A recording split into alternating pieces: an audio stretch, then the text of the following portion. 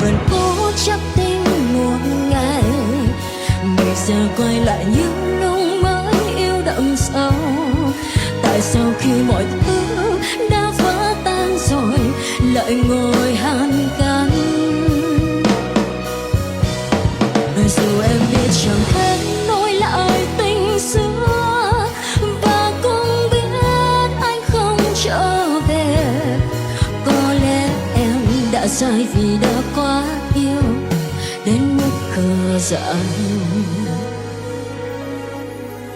Tại sao anh lại nỡ nói câu chia tay?